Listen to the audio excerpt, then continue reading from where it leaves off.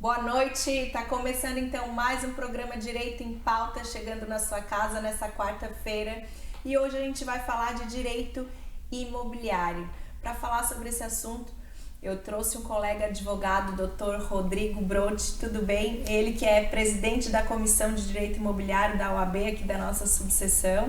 Seja muito bem-vindo, doutor, um prazer te receber aqui. Boa noite, doutor, é um prazer estar aqui e vamos trazer informação de qualidade, né, para as pessoas estarem bem informadas e não passarem por alguns apertos na hora de realizar o sonho da casa própria e esse sonho não se tornar um pesadelo, né, doutor? É verdade. Então, hoje o doutor vai dar aqui algumas dicas de cuidados que você tem que ter antes de comprar o seu imóvel, antes de fechar um contrato, porque a gente sabe que tem muitas surpresinhas, né, doutor? Tem muitas situações que podem acontecer, como o doutor falou, virar aí um pesadelo.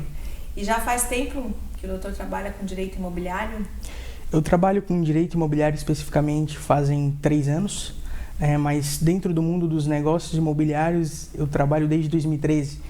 Iniciei trabalhando na Contempla com o Giovanni Elias, na parte de venda de imóveis, junto com o Tramontim também. Posteriormente, trabalhei na Casa Imóveis, trabalhei em outras empresas. E todo esse conhecimento que a gente vai ganhando com os locais onde a gente trabalha, a gente consegue trazer para dentro do mundo jurídico e conciliar com aquele conhecimento que a gente aprende na faculdade, né?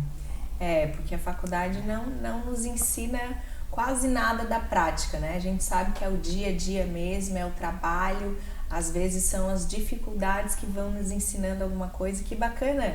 O doutor já trabalhou então do lado de lá, como corretor de imóveis, exatamente, com vendas de imóveis também, e agora está do lado de cá fazendo essa prevenção, essa precaução com os contratos e negociações. Então é um trabalho bem completo, né? Exatamente.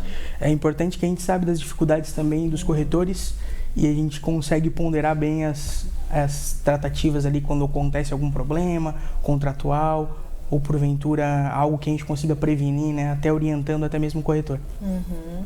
E o primeiro passo, então, para quem está hoje de casa nos assistindo, está pensando em adquirir um imóvel, está preocupado com o primeiro passo, quem que deve procurar, se é uma imobiliária, se de repente, se vai fazer um negócio direto com o proprietário. Que dicas que a gente pode dar para o pessoal de casa mais na parte contratual, assim, de como se proteger? Sim. Quando você está buscando um imóvel, a primeira coisa que tem que se observar é através da onde você conseguiu a informação de que aquele imóvel está à venda. Foi através de um corretor, foi através do proprietário, foi um anúncio online, da onde que veio essa informação, para posteriormente tu conseguir solicitar os documentos necessários para te avaliar se aquele imóvel que está sendo anunciado, ele está de acordo com a realidade dos fatos. Os documentos principais que você pode exigir para o corretor ou para quem está anunciando online ali no chatzinho, seria a matrícula do imóvel e seria também o cadastro imobiliário na prefeitura desse imóvel. A partir daí, tu já consegue analisar se de fato aquela pessoa que está vendendo é realmente o proprietário daquele bem. Esse é o primeiro requisito para te conseguir comprovar a propriedade daquele imóvel. O segundo ponto seria vistoriar aquele imóvel. Ir lá visitar o terreno, visitar a casa, conversar com os vizinhos, para verificar se de fato quem está exercendo a posse daquele bem é o proprietário ou aquele imóvel está alugado por alguém pelo proprietário. Porque a gente tem que analisar esses dois requisitos, a posse e a propriedade. Então, a partir do momento que a posse e a propriedade estão resolvidas, tu conseguiu essas informações, tu viu que está tudo certo, aí tu passa posteriormente para uma elaboração de um contrato, onde vocês vão entabular o que realmente vai reger esse negócio. Valores, informações do imóvel, metragem quadrada, quais são as partes envolvidas, se esse débito ele tem se esse imóvel ele tem algum débito com a prefeitura ou não, se esse imóvel, o valor venal da prefeitura está atualizado de acordo com o que é a realidade, porque o valor venal é importante, porque isso vai gerar o ITBI. Justamente, tem muitas pessoas que têm dúvida a esse respeito. Às vezes vão colocar no contrato o valor venal do imóvel ou o valor de mercado? No que implica isso, né? Isso. De constar esse valor venal no contrato como o valor da venda, que é em cima disso que vai ser calculado os impostos. Exatamente. Então, tu tem o valor venal, que é o valor que a prefeitura diz que o teu imóvel vale, o imóvel que tu está adquirindo, e tu tem o valor de mercado, aquele valor que está sendo negociado efetivamente aquele imóvel. Então, alguns impostos, eles incidem sobre o valor venal e outros sobre o valor de mercado. Então, é importante essas informações estarem de acordo com a realidade para evitar o pagamento de um valor a mais, por exemplo, ou, às vezes, simular um valor, colocar um valor menor para pagar menos, isso pode gerar problema também. Porque lá na frente, os fiscais podem verificar que foi recolhido um valor a menor e aquele bem vale mais, e tu tem que pagar uma guia complementar, e aí o custo se torna muito maior. É complicado, tem que deixar tudo bem estabelecido, né? Exatamente. E certidões negativas, o que a pessoa tem que pegar para ver? O doutor falou de débitos na prefeitura, mas tem outros tipos de débito que podem estar incidindo sobre o imóvel que a pessoa precisa saber? Sim, por isso a importância de tu solicitar sempre o número da matrícula desse imóvel. Com o número da matrícula, tu consegue ter acesso... a certidão atualizada. Exato, tu consegue, através do registro de imóveis, solicitar a matrícula atualizada, a certidão de ônus e rei persecutória, para verificar se esse imóvel está sendo penhorado, por exemplo, existe o registro de alguma penhora, ou se ele foi dado como garantia em algum empréstimo, tem alguma dívida vinculada àquele imóvel. Então, tu consegue visualizar isso através da matrícula atualizada. Lembrando que as matrículas, elas vencem em 30 dias. Então, se, por exemplo, o corretor ou o vendedor do imóvel te apresentar uma matrícula antiga, vale ir ali no registro de imóveis, solicitar uma matrícula atualizada e verificar se realmente o que ele está falando coincide com o que está registrado no documento. E pode ser que o proprietário do imóvel seja devedor, por exemplo, num processo judicial, e aí desse processo pode vir a recair uma penhora sobre esse imóvel, e aí já pensou? Você está lá, juntou suas economias, está fazendo a compra da casa própria e compra um imóvel que já está penhorado, já está dado em garantia a uma dívida do proprietário anterior. Exatamente. É um pesadelo, né? Exatamente. Muitas vezes é repassado o documento, a escritura. Então, existe muita confusão entre escritura e matrícula. Eu tenho a escritura do imóvel, mas essa escritura foi registrada na matrícula? Porque tu passa a ser realmente proprietário daquele bem quando tu tem aquela escritura registrada na matrícula. Eu gosto de fazer uma analogia para os meus clientes com relação a isso, quando tu adquire um veículo financiado. Quando tu adquire um veículo financiado, tu tem um contrato com o banco, aonde tu financiou aquele veículo e aquele veículo está alienado. Quando tu para numa blitz, tu não apresenta o contrato de financiamento com o banco, tu apresenta o documento do carro. Documento do carro. Então, a matrícula seria o documento do carro, e o contrato com o banco seria uma escritura pública, sendo bem... É uma ótima analogia, porque realmente no nosso dia a dia a gente não está acostumado a lidar com esses nomes, né? Com matrícula ou com escritura. É difícil realmente para quem não é da área saber a diferença. Exato. Então, assim, a matrícula é o que vai determinar todas as fases, tudo que aconteceu com aquele imóvel, quem foram os proprietários anteriores, tudo fica registrado na matrícula. É um histórico, né? É um histórico. Um histórico. A matrícula, a estrutura dela, ela começa com o lançamento do imóvel, as descrições de dimensão, de tamanho, de número de matrícula, posteriormente quem foi o primeiro proprietário, posteriormente para quem que foi vendido. Por exemplo, em caso de um terreno, uma matrícula de um terreno, vai constar ali a verbação da casa. Isso é uma coisa que também tem que se observar. Muitas pessoas adquirem o terreno com uma casa em cima, mas essa casa não está averbada na matrícula. Então ele vai gastar com a prefeitura para fazer um processo de averbação, a habite-se desse imóvel. Então tudo isso tem que ser ponderado para não frustrar o negócio lá na frente. Porque se você vai adquirir um imóvel e vai fazer um financiamento bancário, por exemplo, o banco ele só vai financiar aquele imóvel se tiver registrado na matrícula, né? Perfeito, é exatamente isso. Como que é esse procedimento se fala averbar o imóvel na matrícula? Isso, seria a averbação do imóvel na matrícula, onde aquela construção ela passou por uma aprovação de um engenheiro, aquele projeto foi aprovado, a execução da obra está de acordo com o projeto, foi fiscalizado pela prefeitura e a prefeitura liberou o habite-se. Ela determinou que aquele imóvel é habitável e não corre risco nenhum para quem for morar naquele imóvel. Então, com toda essa documentação registrada na matrícula, o banco, aí sim, ele vai financiar e liberar os valores daquele imóvel. Então, às vezes, um exemplo, às vezes tu olhou um anúncio de uma casa numa região que está com preço muito abaixo. Toma cuidado, dá uma olhada na matrícula, porque às vezes essa casa não está averbada, você vai financiar e quando chegar lá no momento de assinar com o banco, vai se deparar com essa situação e vai ter gastos. Não financia só com o terreno, né? Ele quer a garantia. Se tiver obra em cima, se tiver uma construção em cima, ele tem que financiar o todo, né? Porque não consegue se separar terreno e construção. O banco, ele financia só o terreno vazio. Por exemplo, tu quer investir num terreno, tu está dando 30%, 40% de entrada, o banco ele vai financiar esse terreno para ti, sem construção em cima. Mas se já existiu uma obra edificada em cima desse terreno, ela tem que ser averbada. Aí, então, de posse de todas essas certidões negativas, com a matrícula atualizada no imóvel, não tendo nenhum gravame no imóvel, passa-se, então, a elaboração do contrato. Isso. E o que precisa, o que não pode faltar, doutor, num bom contrato de compra e venda? Contrato de compra e venda, as partes têm que ser exatamente, por exemplo, os vendedores principalmente, exatamente as mesmas pessoas que constam naquela matrícula. O que pode acontecer também é as pessoas terem aquele registro daquela matrícula, venderem através de um contrato de compra e venda, esse contrato de compra e venda gerar outro contrato de compra e venda, que gera outro contrato de compra e venda, e existe realmente essa cronologia através dos contratos. Só que lá na frente, se um desses vir a falecer, pode criar um problema muito grande.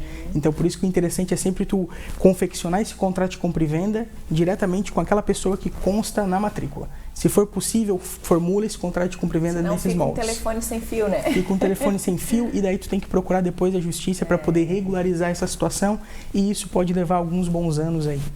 E é complicado, né? Às vezes tem gente que quer comprar um imóvel, por exemplo, de alguém dos herdeiros de alguém que já faleceu, que não foi feito uso capião. Não é recomendado, né, doutor? Não foi feito uso capião, não foi feito o inventário daquele imóvel. Perdão. Não é recomendado. Eu falei uso capião, mas eu falei errado. Mas essa possibilidade existe também, Débora. Quis falar inventário, Porque às vezes aquele imóvel foi adquirido pelos pais num contrato e como às vezes antigamente não se fazia inventário de imóvel em contrato. Então, porque daí não consegue comprovar que de fato exercia a posse, enfim. Então, por conta disso, fica naquela. A gente tem que fazer inventário, a gente faz direto um uso capião, o que a gente deve fazer aqui? Então, cada particularidade, cada caso, a gente tem que ser analisado mais de perto. Mas o correto, se existe a matrícula e aquele proprietário do imóvel faleceu, a primeira coisa que tem que ser feita é o inventário e posteriormente daí a negociação, disponibilizar esse imóvel para venda. Então, estamos ali na parte do contrato. Tem que ser feito com essas pessoas, né? Realmente o dono do imóvel, o preço, o valor de mercado. A estrutura contratual, retomando ali, primeira coisa, as partes, vendedor, de praxe, quem consta na matrícula do imóvel, comprador, quem está adquirindo. Dependendo do regime de casamento, conste também o nome do cônjuge ali na aquisição do imóvel. Às vezes tem que cuidar, quando é suprimido o regime de casamento, não consta o nome do cônjuge, então isso pode gerar um problema também lá na frente. É importante, né? É importante. Eu já vi casos, por exemplo, de o homem tá vendendo um imóvel sozinho, mas na verdade a esposa também era dona. Eles viviam em união estável, esse imóvel havia sido adquirido após o início da união, pelos dois no caso, e ele estava vendendo imóvel sozinho. Depois a esposa foi lá e aí teve todo um procedimento para anular essa venda, ela requerendo a parte dela. Então esse detalhe do casamento, do regime de bens também é bem importante. Convém até pedir uma certidão de casamento desse casal, sim, né, doutor? Sim. Constar o regime de casamento, a qualificação também da esposa é muito importante para evitar justamente problemas assim no futuro. Posteriormente, a estrutura do contrato traz o objetivo desse contrato, que seria o imóvel, né? Então, a descrição que tem que estar ali de praxe é exatamente o que consta na matrícula.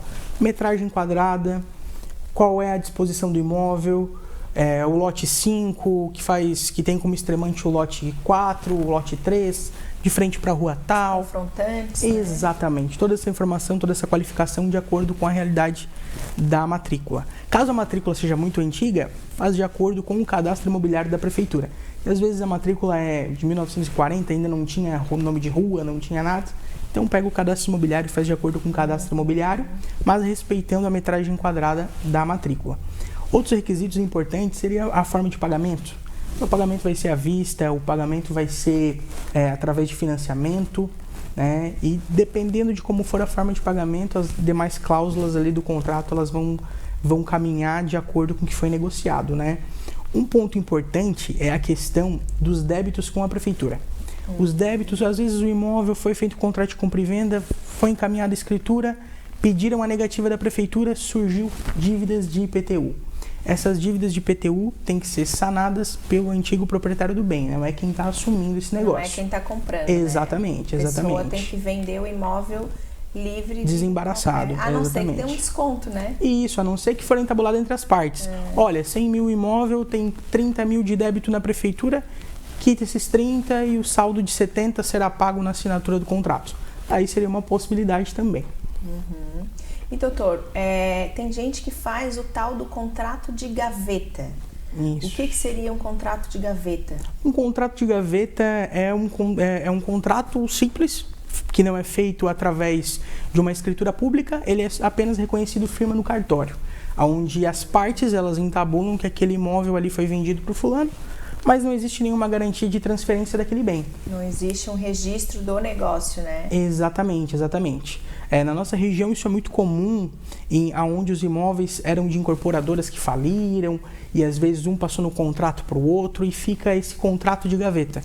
Na verdade, esse contrato, a única situação que ele tem, que foi feito no cartório, é para reconhecer a assinatura da pessoa, né? Às vezes tem muitas pessoas que vão no contrato para reconhecer a assinatura e acham que o contrato está sendo registrado, que é porque foi feito no cartório, está tudo certo, mas não, né, gente?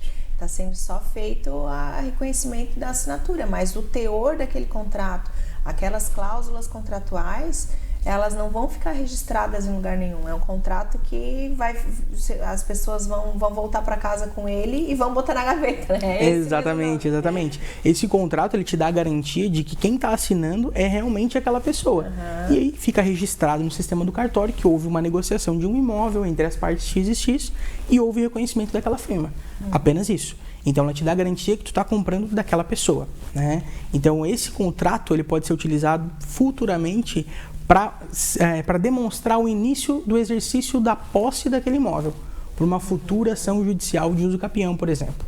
Uhum. Então, ele é interessante, esse título é interessante para isso, para demonstrar o início da posse também. E geralmente é feito isso quando a pessoa está comprando um imóvel que é financiado. Às vezes o antigo proprietário tem o financiamento, mas não tem condições de quitar, vai continuar pagando, mas já vende para outra, né? Isso. Ou quando o imóvel está embaraçado em algum processo judicial, por isso é importante tomar... A aquisição de imóvel já financiado é uma situação que tem que tomar um cuidado muito sério, porque aquele imóvel ele já está alienado na matrícula para o banco e já consta que os proprietários são o Joãozinho e a Mariazinha. Uhum. Então, quando tu compra através de um contrato de gaveta, de um contrato de compra e venda, um financiamento do nome de terceiro, quem está comprando tem que ter a consciência de que quando quitar esse imóvel, vai ser baixada a alienação na matrícula e quem vai constar na matrícula como proprietário foi os vendedores desse contrato de gaveta. Uhum. Então, tem que tomar esse cuidado para lá na frente não gerar um problema maior. E é por isso que tem que ter bem estabelecido nesse contrato um prazo para fazer a transferência da propriedade desse imóvel, né, doutor? Sim, exatamente. E tem que cuidar também, sempre pedir a exibição desse contrato de financiamento que foi feito. Porque dependendo do banco, consta ali que esse imóvel não pode ser transferido, não pode ser vendido. Quem tem que realmente finalizar aquela quitação, a compra daquele imóvel, é quem de fato financiou com o banco. Uhum. Alguns bancos eles dão a possibilidade dos novos proprietários refinanciarem com o banco. Uhum. Então, a partir do momento que tu refinancia, já vai constar aquele imóvel alienado para ti. Entendi. Então, é interessante tu comprar nesta modalidade. Eu não recomendo meus clientes adquirirem através de compra e venda o financiamento de terceiro, quando há essa vedação pelo banco. Essa vedação geralmente é naqueles casos do Minha Casa Minha Vida, doutor? Isso. Por exemplo, eu quero comprar um imóvel que os proprietários fizeram esse financiamento Minha Casa Minha Vida. Em tese, eles não podem vender, né? Isso, exatamente. Como é que funciona? O programa Minha Casa Minha Vida, ele surgiu como incentivo do governo federal para as pessoas terem a habitação própria. Então, existe subsídio do governo para esse financiamento. Por conta disso, existem algumas particularidades nesses financiamentos. Uma delas é essa: não pode vender ou transferir para um terceiro. Porque o interesse do governo não é fazer com que tu construa patrimônio ou um comércio de aquecer o comércio imobiliário. A intenção do governo é o quê? Dar moradia para quem não tem e por um valor justo, por uma parcela justa. Então, seria isso. Então, na verdade, a pessoa tem que, ela primeiro quitar o financiamento, depois de quitado, é que ela vai poder vender esse imóvel. Isso. Ou às vezes nem assim. Não, exatamente. Um exemplo. Existe um débito num imóvel que eu tenho financiado na Minha Casa Minha Vida e que eu comprei há 10 anos atrás. Esse imóvel hoje tem um saldo devedor de 50 mil. Mas o meu imóvel ele vale 250 mil. Estou negociando ele por 250 mil. Solicita uma entrada num valor que tu consiga quitar esse financiamento. E a partir daí vai liberar a penhora, penhora não, o gravame, e a partir daí tu consegue negociar esse imóvel com um terceiro, livre e desembaraçado. Aí é mais garantido para todo mundo. Sim, assim o dono do imóvel sai ganhando e quem está comprando também. Geralmente existe algum prazo estabelecido por lei para fazer esse registro, essa alteração da propriedade? Por exemplo, encerrou o nosso contrato, eu já te paguei tudo que eu devia, agora vamos lá passar o imóvel para o meu nome. Tem um prazo ou é livre? Geralmente o prazo é entabulado entre as partes. Mas, porque assim, a lei às vezes fala dá um prazo, mas a realidade às vezes é diferente. Então, geralmente o que eu oriento entabula um prazo de 30 dias, que dentro desses 30 dias já se consegue atualizar os documentos e a partir daí já se consegue transferir esse imóvel. Uma particularidade também que às vezes acontece, quando tu finaliza o pagamento daquele imóvel, tu fez em algumas parcelas e tu não está conseguindo contato com o antigo proprietário daquele imóvel. Ou aquele antigo proprietário está se negando a transferir aquele imóvel para ti. Tu pode promover uma adjudicação compulsória, que seria um instrumento jurídico onde o juiz emite uma carta e com essa carta tu consegue transferir esse imóvel para o teu nome. Vamos falar mais um pouquinho dessa situação que eu acho que é bem interessante, bastante gente pode se identificar, porque é bem comum acontecer isso, né, doutor? Sim. Mas agora a gente vai chamar o intervalinho comercial. Próximo bloco a gente vai falar então também de uso capião. Muitas pessoas têm dúvidas, a documentação necessária. Fica comigo.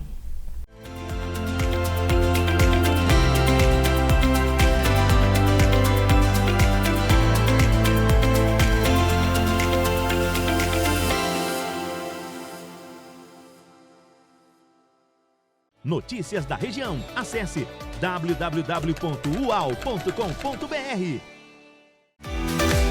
Construção com qualidade e segurança é com a Sul Construções. Casa da Linguiça Artesanal. Sabor sem limite. Produto 100% artesanal. Conheça nossa loja no centro de Balneário Arroio do Silva. Avenida Santa Catarina, 612, ao lado do Pescados Lagomar. Auto Select Veículos. Avenida 7 de Setembro, 1260, Centro de Araranguá. Vem que dá negócio. Auto Select Veículos. Fone 3524-3888. Vai perder o capítulo final da novela ou aquele jogão da final do seu time do coração? Tá com sua TV pifada? Seu micro-ondas não esquenta? Fica tranquilo, traga seu equipamento até o Leco Eletrônica. Resolvemos o problema em curto espaço de tempo, para você não perder nenhum destes momentos. Leco Eletrônica. Notícias da região. Acesse www.ual.com.br. Construção com qualidade e segurança é com a Sul Construções.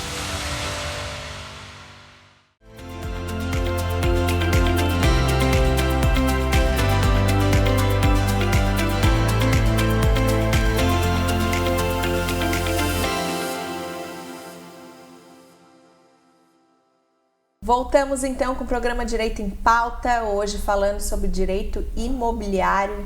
Você que está comprando, está vendendo, está fazendo um uso capião, fica de olho aqui nas nossas dicas que está bem interessante. Doutor, estávamos falando sobre quando a pessoa acaba de pagar um imóvel, ela fez um contrato e aí o proprietário some ou não dá satisfação,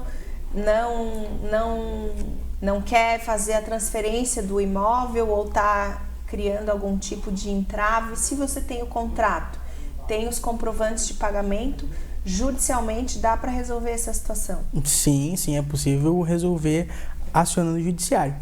Quando tu tem um contrato e nesse contrato consta todas as formalidades legais e as partes são de fato quem comprou e quem vendeu, por exemplo, quem está vendendo é realmente o proprietário da matrícula e todos os requisitos do contrato eles foram satisfeitos, o proprietário se negou de transferir, podemos promover uma adjudicação compulsória.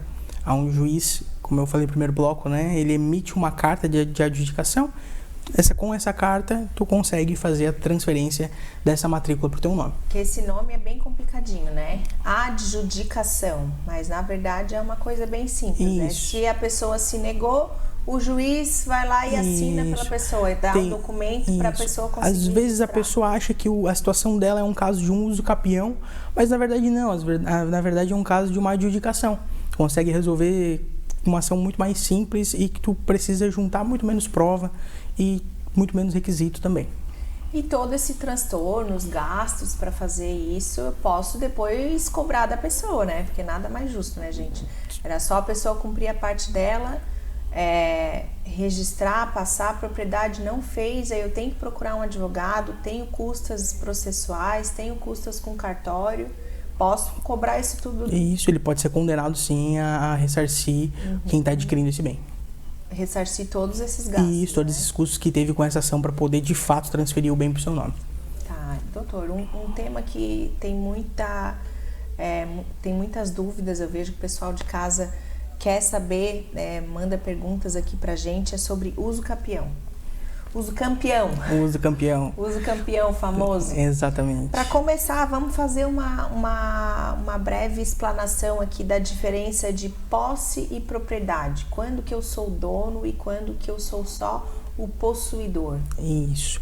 A propriedade, ela se dá a partir do momento que aquele imóvel, os documentos dele, de fato estão no teu nome. A posse é quando tu exercita alguma finalidade útil para aquele imóvel. Você reside no imóvel, você planta naquele imóvel, tu utiliza o bem para alguma coisa. Então, a partir do momento que tu consegue comprovar que de fato tu está utilizando aquele bem por um período determinado, a gente consegue comprovar a tua posse. Então, quem é dono de um imóvel, ele tem que ficar atento a essas duas situações. A propriedade, a transferir o bem para o seu nome. Quem não registra não é dono, né? Exatamente. Já diz o ditado, né, gente? Exatamente. Quem não registra não é dono. E esse ditado surgiu de uma campanha dos cartórios. Foi uma campanha na década, se não me engano, dos anos 60, 70, onde tu fazia a matrícula e vinha escrito na capinha do registro de imóveis essa frase e pegou. Então, é exatamente isso. Quem não registra na matrícula não é proprietário. O brasileiro, né, doutor, tem esse costume, às vezes, de postergar e de deixar para depois e não fazer, não faz os devidos registros, às vezes por algum problema e outro. E como a gente já falou aqui, pode complicar, né? Isso, é que são custos, né? Tu vai gastar com a escritura, tu tem os emolumentos, tu tem o ITBI, tu tem todos os impostos e posteriormente também tu vai ter os custos com o registro de imóveis. Então, às vezes, por questão de custo, acaba deixando um pouquinho de lado, mas é importante fazer um esforço e já registrar essa matrícula no seu nome. Então, essa questão da posse, a posse ela também pode ser vendida, né? E isso, a posse ela pode ser transmitida para um terceiro. A partir do momento que tu tem um título que comprova o início e até a fase que tu encerra, né, a posse, que tu está transmitindo a posse, tu consegue, através de um instrumento, tu conseguir transferir essa posse para um terceiro. Mas não garante ao terceiro que ele tem a propriedade. Aí ele vai ter que acionar judicialmente para poder se tornar proprietário daquele bem também. É através do uso capião, né? Isso, aí seria uma questão de uso capião, né? Hoje nós temos 36 modalidades de uso capião com seus requisitos... 36? 36 modalidades. Minha nossa. Cada uma com seus requisitos específicos. A gente escuta muito aquela, 5 anos, tu compra no contrato, fica 5 anos desse imóvel aí, depois tu entra com uso capião, tá tudo certo. Não é bem assim. Tá? Tem algumas particularidades que a gente tem que observar. Primeiro vamos dar essas dicas aqui, atenção pro pessoal primeiro de casa. que a gente tem dois principais, os processos de uso capião mais comuns. Seria o uso capião constitucional e o uso capião ordinário. O constitucional é prazo de 5 anos, pela Constituição. Mas tu tem que exercer a posse do bem e o bem tem que ser inferior a 250 metros quadrados. Não pode ser um imóvel grande. Não pode ser um imóvel acima de 250 metros quadrados. Esse é o primeiro ponto. E o segundo ponto é que tu tem que exercer de fato a posse. E você não pode ter nenhum outro bem no seu nome. Tem que ser o único bem, um bem de família. Vocês residem naquele imóvel. E daí você consegue, através desse uso capião constitucional, regularizar esse imóvel para o seu nome. E aí são 5 anos. Esse é um prazo, um dos requisitos é o prazo de 5 anos. É relativamente rápido até, né? Isso. Posteriormente, tem que comprovar a posse. Daí a posse, muita gente fala assim, mas eu pago IPTU, eu não pago IPTU, eu não estou exercendo a posse. Uma coisa não tem nada a ver com a outra. O pagamento de IPTU é uma das modalidades de comprovação de posse. Mas tu pode comprovar a posse através de declaração dos vizinhos.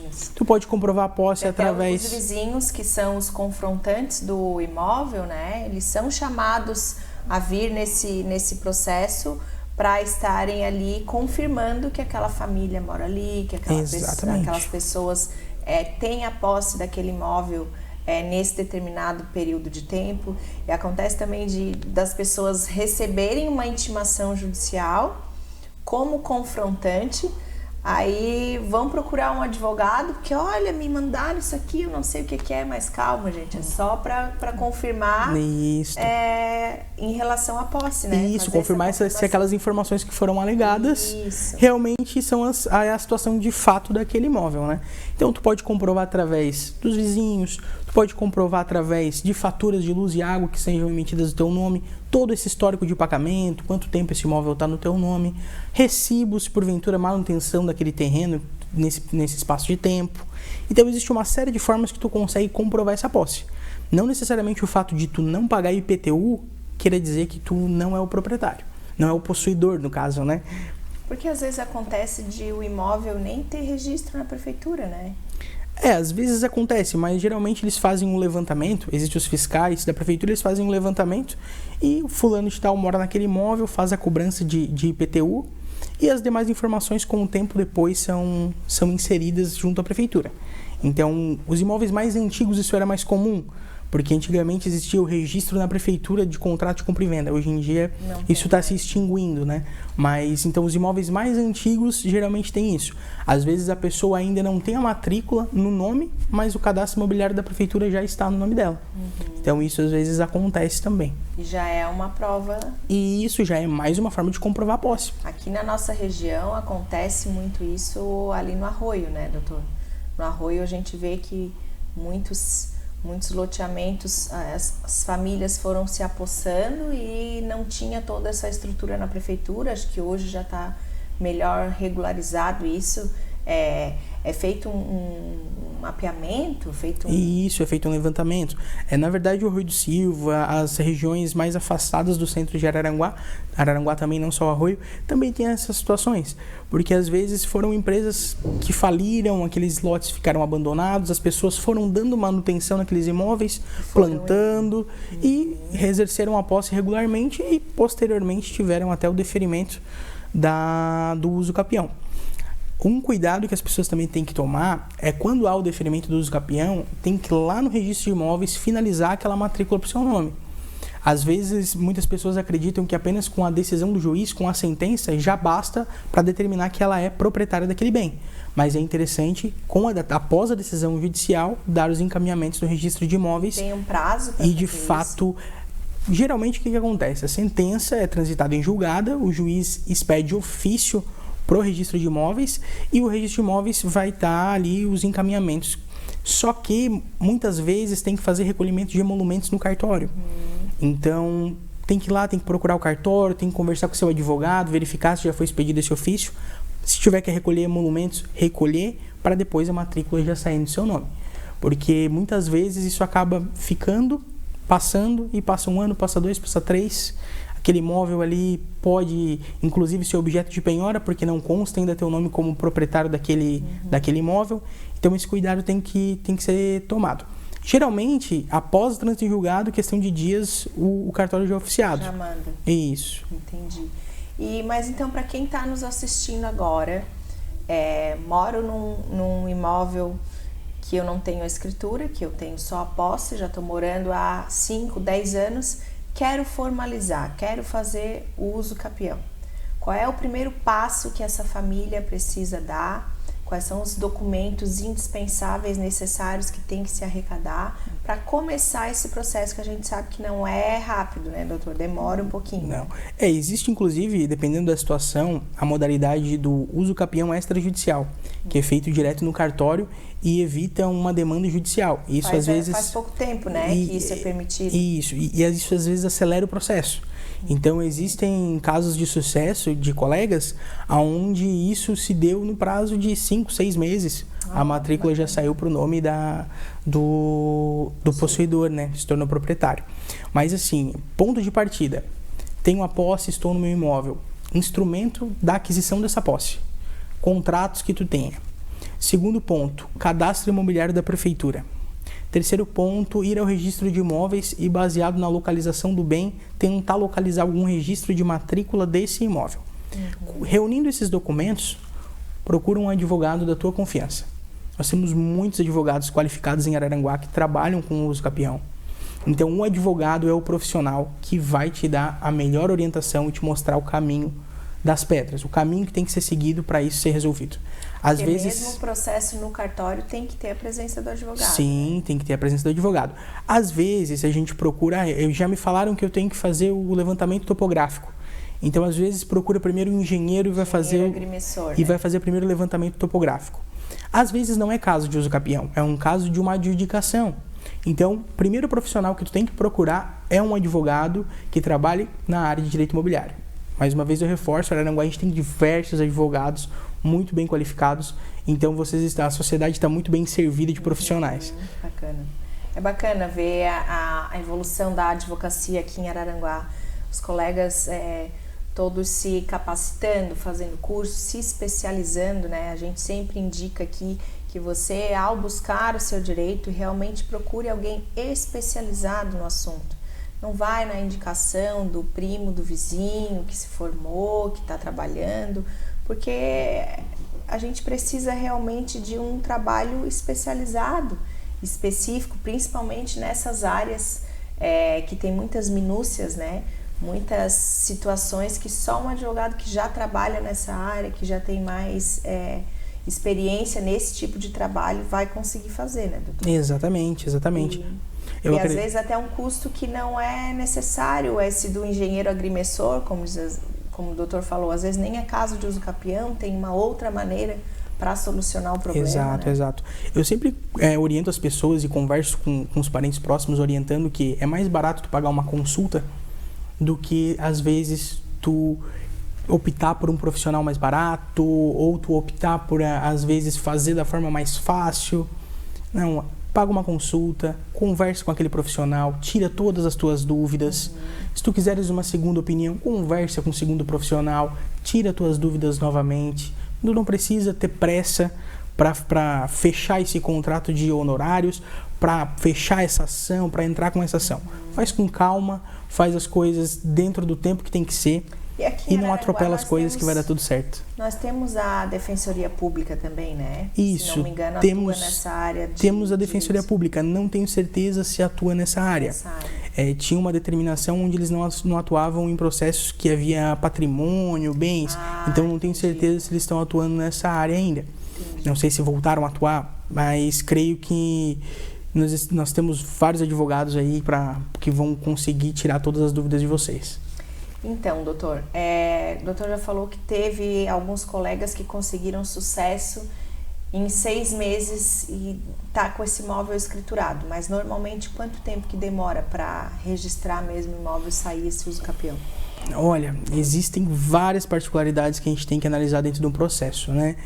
Então, é difícil a gente estimar um prazo para uma ação judicial concluir. A doutora sabe que a gente, como advogado, depois que a gente protocola inicial, a gente se depara com algumas surpresas que acabam atrasando a demanda, né?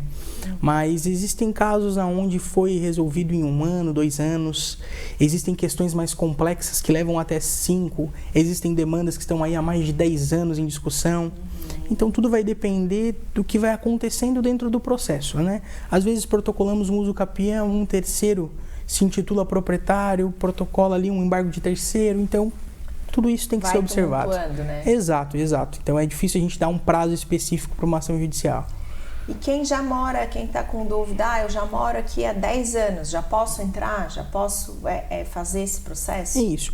É requisito básico, né? Tu morou no imóvel há 5 anos, analisa se ele tem mais de 250 metros quadrados. Ou analisa se de fato nesses 5 anos tu tem a comprovação de posse. Porque no nosso regramento existe o ordinário, seria o prazo de 10 anos. Mas no mesmo artigo ali, o parágrafo 1º diz que pode ser reduzido para 5 anos caso preencha alguns requisitos particulares, como o exercício ininterrupto da posse ali, né? E por exemplo... continua. Não, pode falar.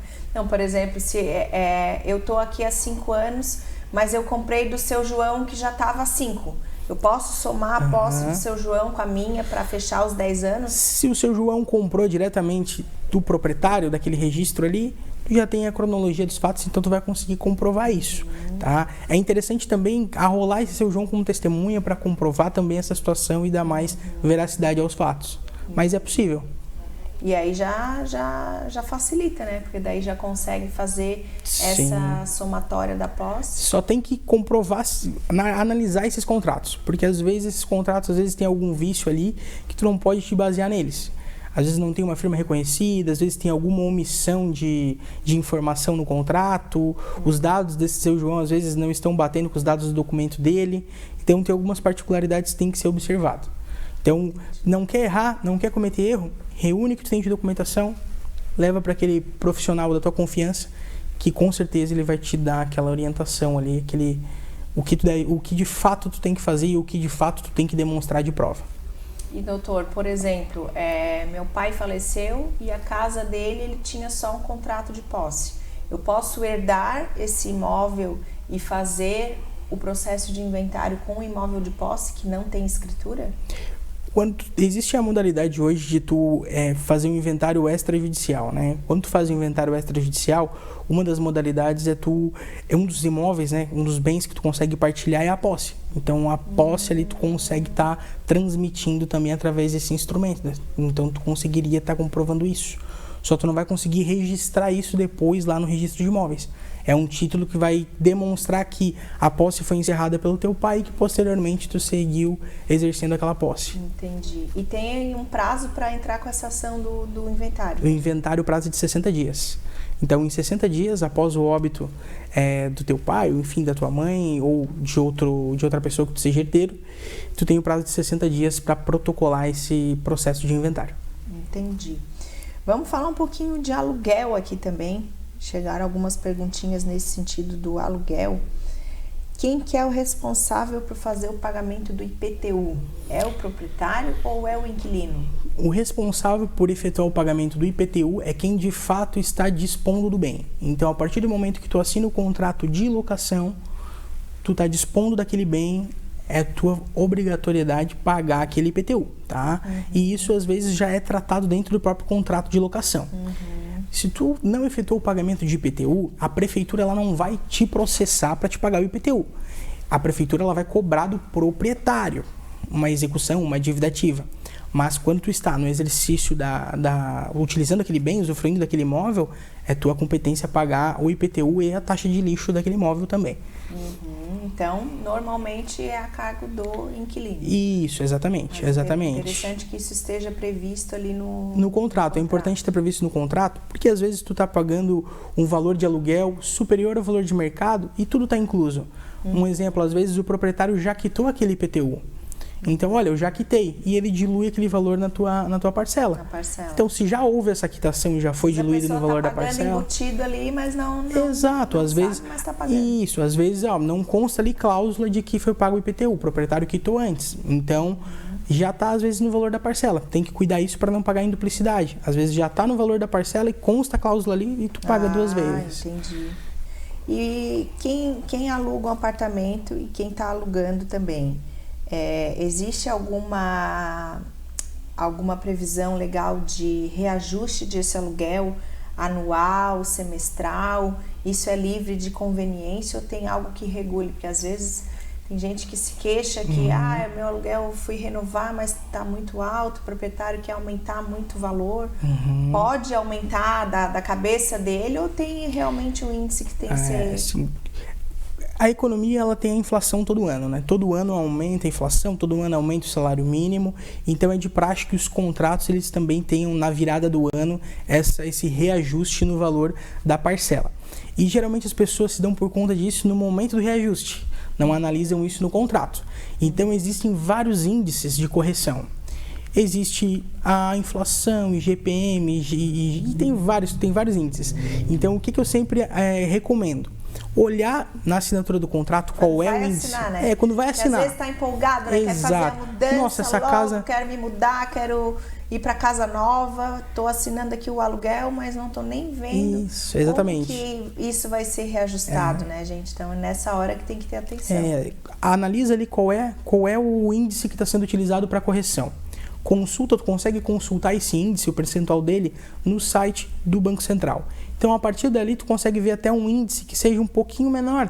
E tu propõe isso para a imobiliária ou para o dono do imóvel. Olha, vamos usar outro índice aqui.